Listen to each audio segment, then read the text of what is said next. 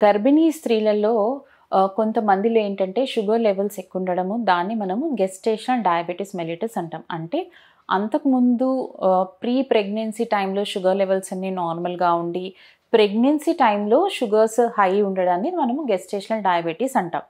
So, దీనివల్ల ప్రమాదం ఏముంటుంది అని మనం మాట్లాడుకున్నప్పుడు, ఈ షుగర్ లెవెల్స్ ఎక్కువ ఉండడం వల్ల, దానివల్ల కొన్ని పాథోఫిజియోలాజికల్ చేంజెస్ అంటే సెల్ డ్యామేజ్ అయిపోయి, మదర్‌లో కొన్ని కాంప్లికేషన్స్, బేబీలో పుట్టిన బేబీలో కూడా ప్రాబ్లమ్స్ వచ్చే ఛాన్సెస్ ఉంటాయి.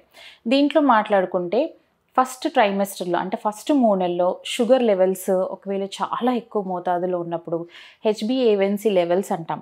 అవి చాలా ఎక్కువ రేంజ్‌లో ఉన్నప్పుడు బేబీస్‌లో అబ్నార్మాలిటీస్ వచ్చే ఛాన్సెస్ ఉంటాయి. కొంతమంది బేబీస్‌లో హార్ట్ డిఫెక్ట్స్ కూడా వచ్చే ఛాన్సెస్ ఉంటాయి. అదే కాకుండా అబార్షన్స్ అంటే అన్‌కంట్రోల్డ్ షుగర్స్ ఉన్నప్పుడు abortion risk, preterm delivery risk అవ్వడం అనేది చూస్తూ ఉంటాం.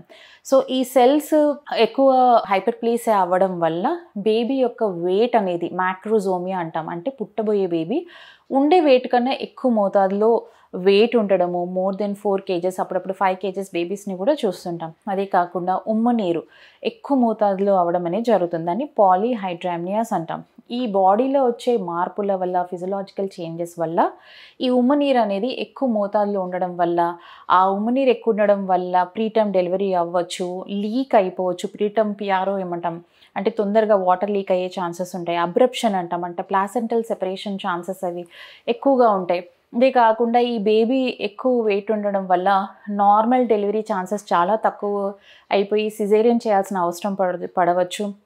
సో, ఈ బేబీస్ వెయిట్ ఎక్కువ ఉండడం వల్ల షోల్డర్ డిస్టోషియా అంటాం.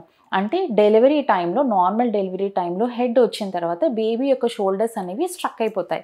సో, ఇవన్నీ కాంప్లికేషన్స్ అనేవి ఈ గెస్టేషనల్ డయాబెటిస్ మెలిటస్ మదర్స్‌లో మనం చూస్తుంటాం. సో, పుట్టిన బేబీకి డెలివరీ అయిన తర్వాత ఎవరైతే గెస్టేషనల్ డయాబెటిస్ మెలిటస్ మదర్స్‌కి పుట్టిన బేబీకి హైపోగ్లైసీమియా అంటే షుగర్ లెవెల్స్ బాడీలో తగ్గిపోవడము, హైపర్ బిలిరుబినిమియా అంటాం. అంటే ఎక్కువ కాంటెంట్ బిలిరుబిన్ లెవెల్స్ పెరిగి జాండీస్ వచ్చే ఛాన్సెస్ అవి ఉంటాయి. పాలీసైథీమియా అంటే ఆర్బీసీ సెల్ కౌంట్ అనేది ఎక్కువ ఉండడము. ఈ ఈ ప్రాబ్లమ్స్ వల్ల వీళ్ళు ఏంటంటే ఎక్కువ ఇన్ఫెక్షన్స్‌కి లోన్ అవ్వడం అనేది మనము చూస్తూ ఉంటాం. సో, చాలా వరకు గెస్టేషనల్ డయాబెటిస్ మెలిటస్ ప్రాబ్లమ్ అనేది డెలివరీ తర్వాత తగ్గిపోతుంది. అసలు ప్రెగ్నెన్సీలో ఎందుకొస్తుందంటే మన బాడీలో వచ్చే హార్మోనల్ మార్పుల వల్ల. సో, డెలివరీ అయిన తర్వాత దాదాపు చాలా మందిలో ఈ గెస్టేషనల్ డయాబెటిస్ మెలిటస్ తగ్గిపోతుంది. కానీ కొంతమందిలో షుగర్ లెవెల్స్ అలాగే ఎక్కువగా కంటిన్యూ అవ్వడం అనేది జరుగుతుంది. సో, ఫ్యూచర్‌లో కూడా చాలా వరకు కొంతమందికి ఎవరైతే గెస్టేషనల్ డయాబెటిస్ మెలిటస్ ప్రెగ్నెన్సీలో వస్తుందో, ఫ్యూచర్‌లో వాళ్ళకి టైప్ 2 డయాబెటిస్ స్టేజ్‌కి వెళ్ళే అవకాశం కూడా ఉంటుంది. సో, ఇలాంటి వాళ్ళు ఫ్యూచర్‌లో వాళ్ళకి ఎక్కువ ఈ డిలే చేయడం, టైప్ 2 డయాబెటిస్ రాకుండా చూడాలి అంటే రెగ్యులర్‌గా చెకప్స్ చేసుకోవడము, రెగ్యులర్‌గా షుగర్ మానిటరింగ్ చేసుకోవడము, మంచి హెల్తీ డైట్ మెయింటైన్ చేయడము, ఎక్కువగా అంటే స్వీట్స్ గానీ, కార్బ్స్ కానీ తక్కువ చేయడము, ఫిజికల్ యాక్టివిటీ, ఎక్సర్సైజ్. సో, ఈ ఫిజికల్ యాక్టివిటీ చేయడం వల్ల బ్రేక్ డౌన్ అవుతుంది కాబట్టి, సో, ఇవన్నీ మానిటర్ లైఫ్ స్టైల్ చేంజెస్ చేయడం ద్వారా చాలా వరకు ఈ డయాబెటీస్ అనేది రాకుండా ప్రివెంట్ చేయొచ్చు. అయితే డిలే కూడా మనం టైప్ 2 డయాబెటిస్ డిలే చేయడం అనేది జరుగుతుంది. మీరు తీసుకునే అదే మందులు, అదే నాణ్యమైన మందులు, కానీ సగం ధరకే. అవును, మెడ్ ప్లస్ బ్రాండ్స్ పై 50-80% తగ్గింపు.